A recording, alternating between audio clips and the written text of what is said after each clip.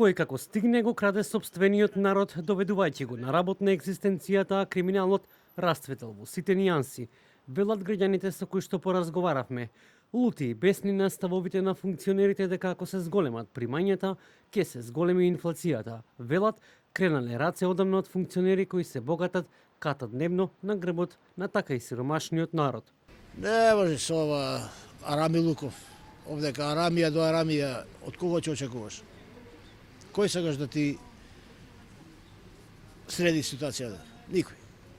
Арамија до Арамија, толку. Шо не фала. Цените пристапни се или? Катастрофа се и цените, скапи, многу. Многу скапа. Најавува, ние контролираме, пратиме состојбата, прати. Цените си ода надоре, тие прата. Како ода, тие пратат. Тоа ти е тоа. Али добре, народот ги изгласа, нека ужива, лесно и берим. Секогаш било поубаво. Денеска е најнеубаво. И како што се работи со ова системов, со ова ситуација, никогаш нема добро да биде. Пошто не гледа никој за народот. Они лажат народот, ќе поевтиниме, штом кажа денеска ќе поевтиниме, од утре покачено. Најубаво оваа влада да не спомнува дека ќе се намали нешто. Значи секое искачање на телевизија, кој ќе кажат дека овие цени ќе ги стабилизираме, знае од утре поскапо е. И додека граѓаните бараат од рафт до рафт поевтино, за да заштедат и денар повеќе. Под Сојузот на синдикати на Македонија во континуитет подсетуваат на сиромаштијата кај работниците и бараат минимална плата од минимум 500 евра за работникот да преживее.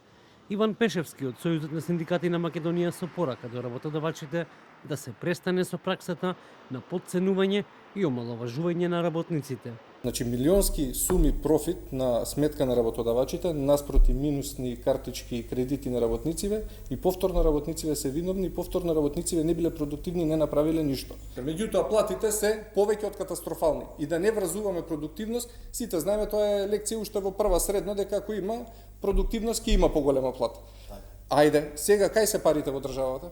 Во џебот на представниците на власт и работодавачите или во џебот на работниците? Кој е тој што кубури и живее од ден за ден во државата? Пензионерите и работниците или работодавачите и представниците на власта? Вие барате економисти од кај нас, еве ги податоците што сме ги собрале со економското биро во Сојуз на синдикати на Македонија, ова го покажуваат. Да не се правиме тука при очи слепи дека во државава лошо живеат пратеници, министри и директори, а добро живеат работници. 35 години да се докажам.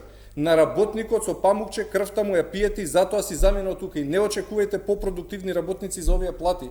Од влада на ставот дека како ќе се договорат работодавачите и синдикалците на економско-социјалниот совет, тие како влада тоа ќе го прифатат. Од организација на работодавачи на ставот дека македонската минимална плата е највисока во Европа, дури и повеќе од директивата на Европската унија. Основно е дека Македонија сакала некала мора да ги подига платите. Заради немање доволно работна сила, ради бегањето младите надвор и така натаму, но ние од организација на работодавачи сметаме дека тоа не треба да се прави преку притисок на минималната плата. Зошто? Затоа што сметаме дека нашата минимална плата, споредена со другите критериуми како што е просечна плата и така натаму, е една од највисоките во Европа, бидејќи и повеќе од директивата на Европска унија што е за минимална плата, што е донесена 22 година. Дел од експертите на ставот дека ако се вакви ставовите на работодавачите, во тој случај паѓаат барањата на синдикалците за 500 евра, а владата со целосна комоција ќе го заземе ставот дека дала простор за договор, но и дека 1600 денари е се што ќе добијат работниците.